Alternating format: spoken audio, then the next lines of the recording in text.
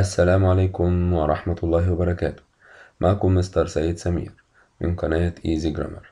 هنتكلم النهاردة عن وحدة جديدة من وحدات الترم الثاني للصف الأول الابتدائي منهج كونكت، الوحدة ال 12 يونت 12. يلا بينا.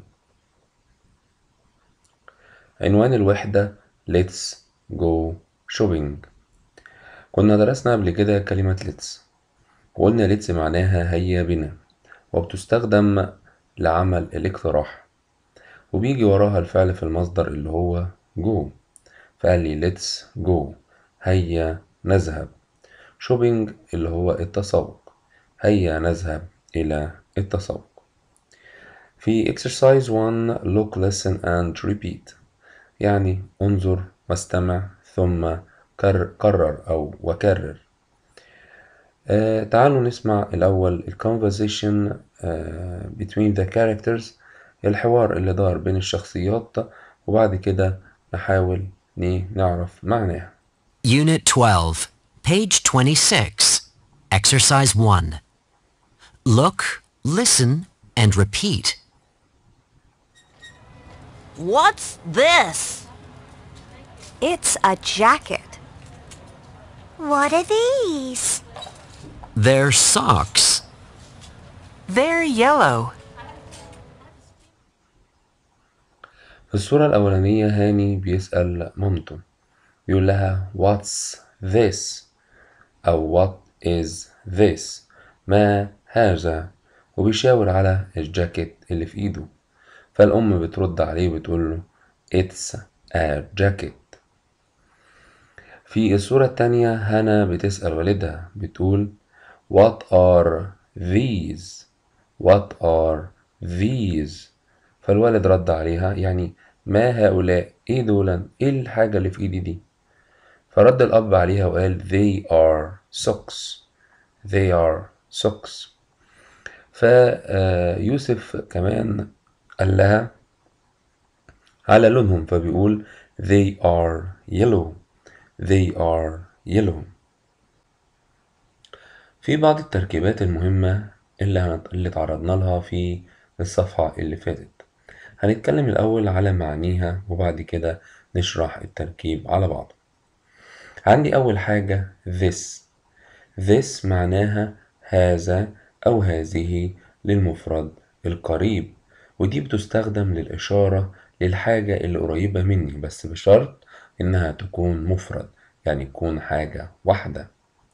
عندي that معناها ذلك أو تلك للمفرد البعيد، يعني أنا لو بشاور على حاجة بعيدة عني بقول that، بس بشرط إنها تكون مفرد، يعني برضو حاجة واحدة. عندي these معناها هؤلاء للجمع القريب، لو بشاور على مجموعة حاجات قريبة مني بقول these، ولاحظ إنها بتتنطق these وليس these، يعني الإس هنا مش منطوقة إس، منطوقة زي، زي صوت حرف الزي، فبقول these. عندي كمان those معناها أولئك للجمع البعيد، وبتستخدم للإشارة لحاجة جمع ولكن بعيدة عني. تعالوا نشوف الأسئلة اللي كانت موجودة في أول صفحة من الوحدة. What is this؟ What is that؟ this و that زي ما اتفقنا إن هما الاتنين بيستخدموا للإشارة للمفرد، ولكن this تستخدم للإشارة للمفرد القريب، والذات تستخدم للإشارة للمفرد البعيد. وبجاوب على الاتنين بإيه؟ بإت is. بجاوب على الاتنين بإت is، يبقى أنا هنا غيرت this غيرتها لإت، وغيرت that غيرتها برضو لإت، وجبت بعد الاتنين is. فكان هاني في أول حوار بينه وبين مامته بيقول what is this؟ فالأم ردت عليه قالت it's a jacket. طيب what are these؟ what are those؟ اتفقنا إن these و those الاتنين بيستخدموا للإشارة للجمع، ولكن these تستخدم للإشارة للقريب، للجمع القريب، أما those تستخدم للإشارة للجمع البعيد. طب لما هنيجي نجاوب احنا فوق حولنا this و that ل it. طب لما نيجي نجاوب على these و those هنحولهم إلى they. وطبعا علشان هما جمع هنجيب معاهم ايه يا أحباب؟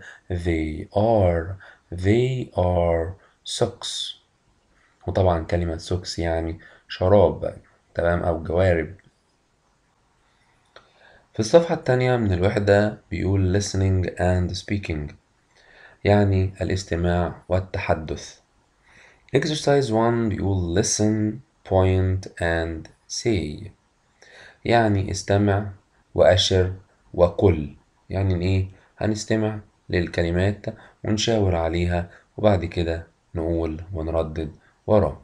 تعالوا كده نسمع. Unit 12, page 27. Exercise 1. Listen, point, and say. Sweater. sweater. أول كلمة sweater يعني الإيه؟ القميص الصوفي، تمام، قميص صوفي، حاجة كده عاملة زي البلوفر، تقيل، بيكون تقيل شوية. أوكي. الكلمة التانية Jacket. jacket. jacket. أوكي. طبعا جاكيت يعني إيه؟ جاكيت. أوكي. Skirt. skirt يعني جيبة، طبعا زي ما احنا شايفين في الصورة قدامنا. T-shirt. تي شيرت اللي هو القميص بدون رقبة، تمام.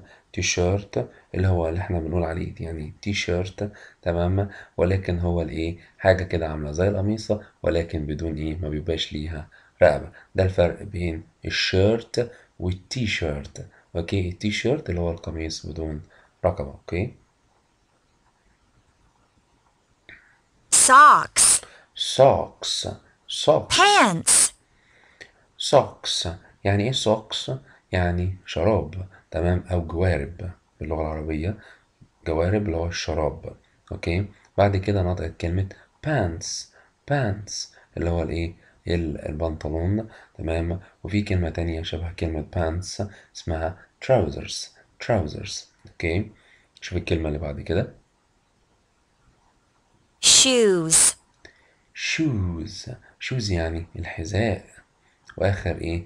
واخر كلمة عندي كلمة Zipper. zipper.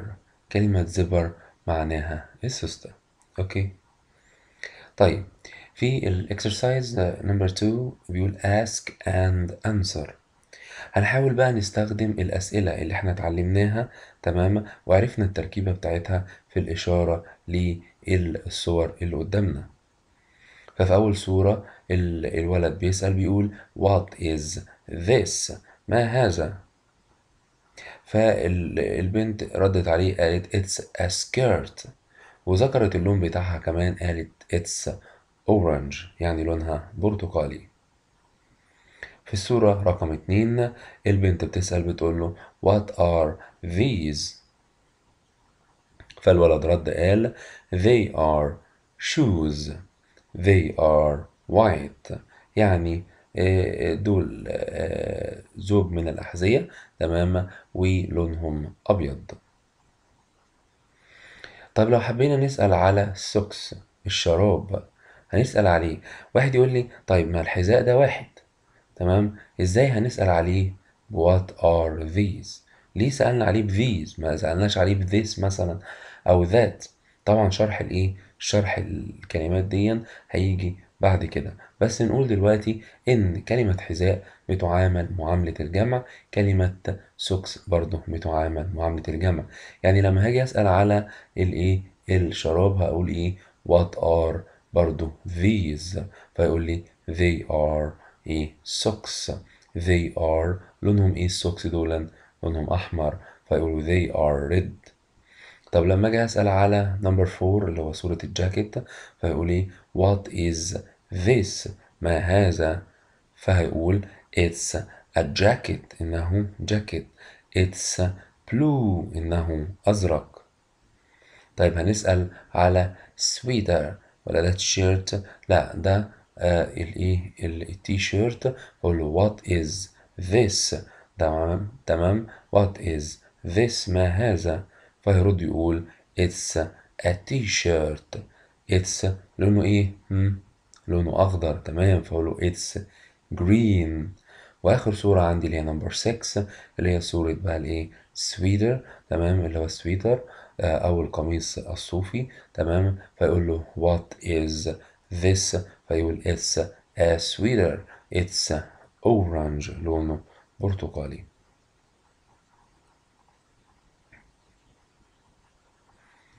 ننتقل بعد كده إلى البي زي بي الفونكس، الصوتيات اللي عندي.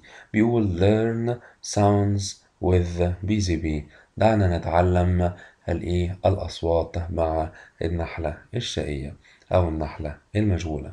في نمبر 1 بيقول listen and repeat. listen and repeat يعني استمع وردد. تعالوا كده نستمع ونردد. Unit 12, page 28. Exercise 1. Listen and repeat. J. J. Jump. جه، حرف الجي. الجي بينطق ايه؟ جه جه. فنقول ايه؟ جامب. مش نقول له جامب، لا نقول جامب جامب. اوكي. طيب تعال نشوف الكلمة التانية.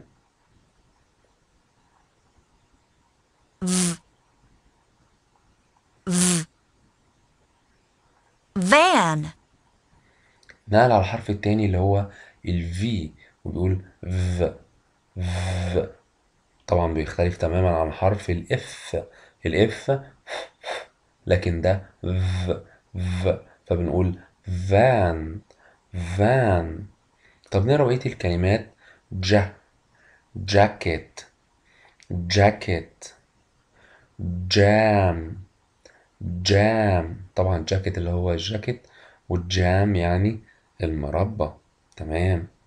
عندي violin violin اللي هي الكمانجة. وطبعا خدنا كلمة vet vet اللي هو طبيب أو طبيبة بيطرية. الإكسرسايز to look and circle ج and v. ج and v. طبعا ده هنسيبه لإيه؟ لأحبابي طلبة الصف الأول الابتدائي إن هم يعملوا دايرة على الحروف. وطبعا هنعمل دايرة على حرف ج اللي هو الحرف المظلل باللون البرتقاني، تمام. فهنقول ج جامب جامب الحرف الأولاني طبعا. جاكيت جام. طبعا هنعمل في الفا فان فان. فهنعمل دايرة على الفي. violin هنعمل دايرة على الفي. فيت هنعمل برضو دايرة على الفي. طبعا ده الهوم ورك هيكون موجود ان شاء الله في رابط اسفل اسفل الفيديو. عندي كلمة جديدة هي اسمها بيجاماز. بيجاماز اللي هي البيجامات. اوكي، بيجاماز. طبعا الرابط بتاع الفيديو دون هيكون موجود اسفل الفيديو. الهدف من الملف دون او الفايل دون ان الطلبة يحاولوا يحسنوا الخط بتاعهم.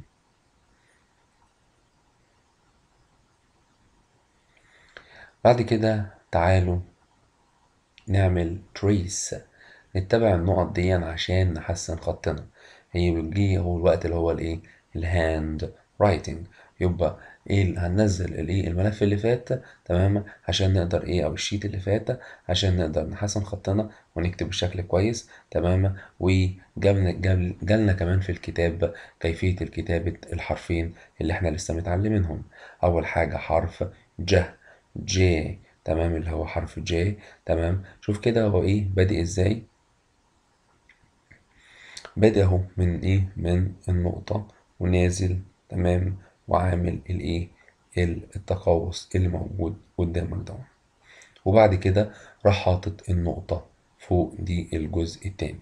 يبقى بدأنا من النقطة الأولانية السمراء ونزلنا بيها، مشينا بالشكل دون لحد ما كمل الشكل. وبعد كده تاني حاجة حطينا النقطة فوق الحرف. طب حرف ال V بنبدأ من النقطة الأولانية V، وعامل زي لو انت واخد بالك عامل زي حرف السبعة وما ايه، ولو انت ملاحظ برضو ان هو ما بينزلش من ايه من على السطر.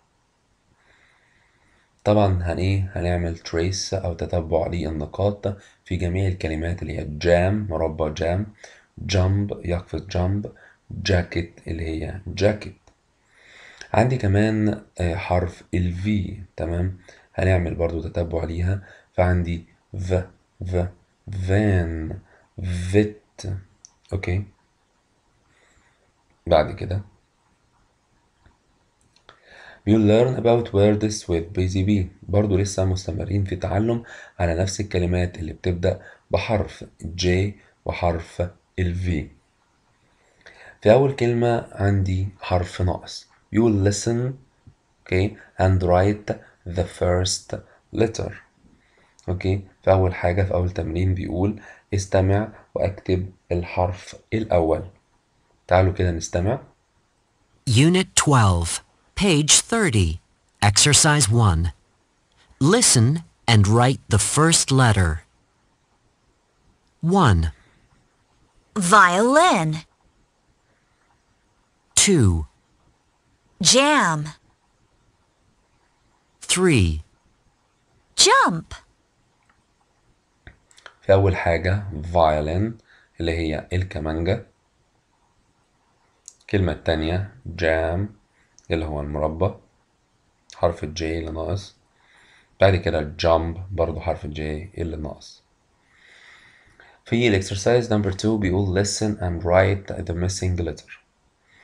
في رقم نمبر 1 5 يبقى هنعمل ايه؟ هنكمل حرف ال V هو اللي ناقص.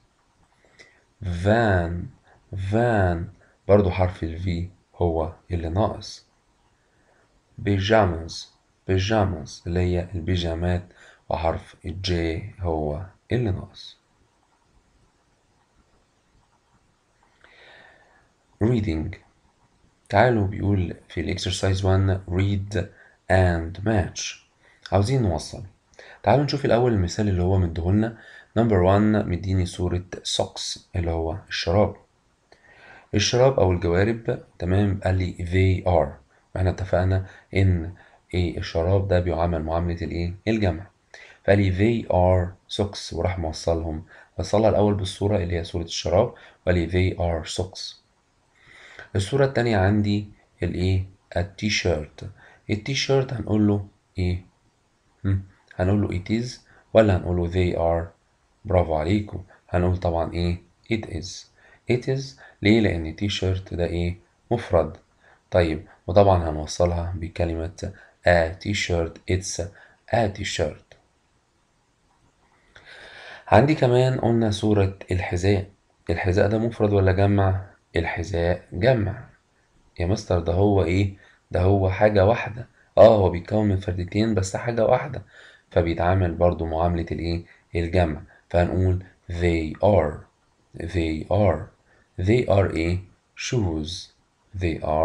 shoes. وطبعا عندي كان المفروض الصورة رقم 2 فهنقول it's a jacket. هنوصلها طبعا بصورة الجاكيت الأول وبعد كده نوصلها بالكلمة فنقول it's a jacket. عندي بعد كده tidying up ترتيب الأشياء. مدينا قصة صغيرة كده ازاي نرتب ملابسنا في أماكنها الصحيحة. طبعا جايب صورة الملابس اهو قدام كلمة tidying up تمام. فبيقول لي exercise 1 listen to the story then role play. يعني المفروض حبايبنا تمام هيستمعوا إلى القصة وبعد كده يبدأوا يمثلوا هما الأدوار. فالأب بيقول let's put the clothes away. هيا نضع الملابس في أماكنها. طبعا الأم هي اللي لسه لما الغسيل أو الملابس. تمام. يلا نرتب الملابس. هاني and هنا please help. الأم بتقول يا هاني يا هنا تعالوا ساعدوا. فهاني بيقول is this your skirt؟ بيسأل هنا هل هذه هي الجيبة بتاعتك؟ ملكك؟ طبعا كلمة your دي عايدة على هنا. فهنا جاوبت قالت yes it is. نعم إنها لي. أيوة هي بتاعتي. طيب تعالوا نسمع كده الحوار اللي دار بينهم. Unit 12, page 32. Exercise 1. Listen to the story. Then role play. 1. Let's put the clothes away. Hanny and Hannah, please help. 2. Is this your skirt? Yes, it is. Yes it is. تمام. طيب نستمع كده لبقية القصة. نستمع كده. بيقول are these your pants؟ هل هذا بنطلونك؟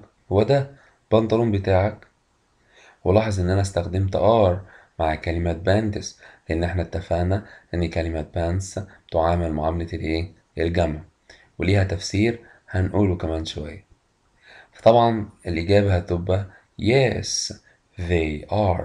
أيوة بتاعتي. نعم إنه ملكي. أيوة البنطلون ده بتاعي. is this my t-shirt؟ الأب بيقول هل هذا التيشيرت بتاعي؟ no it isn't. لا this is your t-shirt. أنا بتقول له لا لا لا ده مش بتاعك أنت. التيشيرت بتاعك يا بابا أهو. تمام. تعالوا كده نسمع. 3. Are these your pants? Yes, they are. 4. Is this my t-shirt? No, it isn't. This is your t-shirt. طبعا المفروض ان احبابنا هما بقى احبابنا طلبة الصف الاول ابتدائي هيحاولوا يمثلوا الحوار دون مع بابا وماما في البيت. اوكي شوف اللي بعد كده. تعالوا بقى نشرح التركيبات اللي جت في القصة قدامنا دي. في بعض القواعد كده جت قدامنا. عندي حاجة اسمها verb to be. verb to be معناه فعل يكون وبيتكون من am و is و are. am و is و are دول لو بدوا السؤال، لو جم في بداية السؤال بيبقى بمعنى هل وبتكون الإجابة عليهم yes أو no. تاني لو لقينا سؤال بادئ بام أو is أو are السؤال ده بيبقى بمعنى هل والإجابة عليه بتكون بيس أو no. زي ما شفنا في القصة بيقول is this your shirt؟ هل هذا القميص بتاعك؟ فكانت الإجابة yes. ولاحظ برضو إن هو حول هنا this حولها إلى it وجاب بعديها is. يعني عملنا عكسنا. بيقول is this حول this لإت وجاب بعديها is. طب السؤال اللي كان بعد كده are these your pants؟ هل ده البنطلون بتاعك؟ فكانت الإجابة no they aren't. لا مش هو ده البنطلون بتاعي يا مستر بانتس. ده انت قلت ده بنطلون واحد. ازاي احنا هنا حاطين اس وازاي قايلين عليه they جمع وازاي مستخدمين are وهو جمع ازاي؟ تعالوا نشوف. في ملاحظة هامة جدا في اللغة الإنجليزية بتقول الكلمات اللي بتتكون من جزئين غير منفصلين تعامل معاملة الجمع. يعني يعني عندي كلمة pants. كلمة pants دول اللي هو معناها الايه؟ البنطلون. تمام. طيب البنطلون ده بيتكون من جزئين، فيه رجلين زي بعض بالظبط. ينفع مثلا ان احنا نلبس جزء ونسيب جزء؟ لا طبعا ما ينفعش يا مستر. طب حذاء نفس الكلام، بيتكون من جزئين، ما ينفعش البس فردة وفردة. تمام. او فردة والبس الفردة التانية، لا طبعا ما ينفعش. كلمة trousers عاملة زي كلمة pants بالظبط. كلمة socks نفس الكلام، شراب. ممكن اقول فردة شراب، فردة شراب واحدة، sock is. sock is. لكن لما باجي اتكلم على سوكس وبتكلم عليها، بتكلم على فردتين الشراب. تمام. فتعامل معاملة الجمع. طبعا دي كلمة glasses اللي هي نضارة، نفس الكلام، تعامل معاملة الجمع. ليه يا مستر؟ النضارة هي نضارة واحدة، أيوة، ولكنها بتتكون من عدستين، من جزئين غير منفصلين. برضو مش هنقدر نفصلهم عن بعض، وبالتالي تعامل معاملة الجمع. فلما هاجي استخدم معاهم هستخدم are مش is. لما اجي هستخدم معاهم هقول they are، او are these في السؤال، او are those زي ما قلنا. يبقى هنستخدم معاهم are، او هنستخدم معاهم في الإجابة they are. تمام. يا رب يكون النقطة دي وضحت بقى. تمام. طيب عندي بيقول work in groups، مدينا بقى مشروع بقى لازم نعمله مع بعض في الفصل. طبعا ألوان وصمغ وقص ولزق ومقص حاجات جميلة كده. بيقول work in groups. تمام. اعملوا في مجموعات. draw and make a seasons chart. طيب عاوزين نعمل زي شكل أو خريطة لفصول السنة. فصول السنة، انت درست فصول السنة. تمام. احنا نفتكرهم كده مع بعض، اللي هما spring summer autumn أو fall اللي هو الخريف يعني، ثم winter. تمام. تاني spring اللي هو الربيع، summer الصيف، fall أو autumn اللي هو الخريف، وآخر حاجة عندنا اللي هي winter اللي هي الشتاء. فهنا أحبابنا هنا أهو ممثلين فصل الفصول. تمام. حد ماسك الشمسية، البنت ماسكة الشمسية. تمام. والولد ده ماسك دي مية زي ما سميت المية، عشان مثلا لو في في الصيف محتاج ان هو يشرب. البنت مستخدمة الكوفية. الولد برضو هنا لابس نضارة الشمس لو الشمس شديدة في الصيف. تمام. طيب بعد ما هنعمل المشروع بتاعنا ونلونه، تعالوا كده نشوف الطلبة هتعرضه ازاي. بيقول show and tell. تعالوا بقى نشوف. تمام. في اول رسمة، عاملين رسمة تمام. في اول حاجة عاملين النباتات طالعة، ده فصل السبرينج. تمام. بعد كده عاملين السحابة. تمام. الصورة مش واضحة شوية. تمام. السحابة وهي بتمطر، ده الشتاء. وبعد كده عاملين الشجرة وأوراقها بتقع، ده الفصل الخريف فول. تمام. وعاملين الشمس طالعة. تمام. وده في فصل في فصل الصيف. في exercise number 2 بيقول look and draw، انظر وارسم. فبيقول في الفوكاب اللي احنا اتعلمناها بقى، اتعلمنا كلمة سوكس، كلمة شوز، كلمة جاكيت، عندنا فايلن، بانس، وكلمة جامز. وكمان خدنا في الفونكس الصوتيات بتاعتنا. تمام. حرف الجي وحرف الفا الفي. تمام. فقال جاكيت وقال فان. اللايف سكيلز اللي احنا اتعلمناها، المفروض ان احنا نساعد بابا وماما في ترتيب ملابسنا. تمام. وكل واحد يضع الاشياء بتاعته في اماكنها. واخر حاجه اتعلمناها اللي هو الساينس بروجكت، المشروع اللي احنا اتعلمناه ان احنا ازاي نعبر عن فصول السنه. عشان كده رحنا راسمين هابي فيس قدام كل اللي احنا اتعلمناه. ده معناه ان احنا اتعلمناه وفهمناه كويس. طيب بيقول color and say then write، يعني لون وقل ثم اكتب. فبيقول البنت بتقول it's a skirt it's blue and orange. يبقى احنا هنا هنلون الجيبة باللون الأزرق اللون البرتقالي، وطبعا سكيرت هنكتبها. بعد كده ترك لك انت التلوين. طبعا المفروض ان احنا نقول it's a skirt ونكتب كلمة skirt، نمشي على النقاط وبعد ما نلونها طبعا. بعد كده تي شيرت، تمام، اللي هو تي شيرت او القميص بدون رقبة، وطبعا نلونه. بعد كده سوكس اللي هو الشراب. بعد كده جاكيت اللي هو الجاكيت، واخيرا اللي هو كلمة بانس اللي هو البنطلون. نشوف الاكسرسايز اللي بعد كده. في الاكسرسايز بيقول لي طبعا ده بلاي تايم وقت اللعب، فبيقول look match and write، يعني انظر وصل واكتب حرف الجا وحرف الفا. اوكي، فعندي اول كلمة jump. كلمة jump يعني يقفز. بعد كده كلمة violin يعني كمانجا. بعد كده كلمة جام اللي هي المربى حرف جا. كلمة جاكيت اللي هي حرف جا. عندي كلمة فان اللي هي شاحنة. وآخر حاجة خالص كلمة فيت اللي هي طبيب بيطري. طبعا هنوصل كلمة violin بحرف الفي، كلمة جام بحرف الجا جي، كلمة جاكيت نفس الكلام بحرف الجي.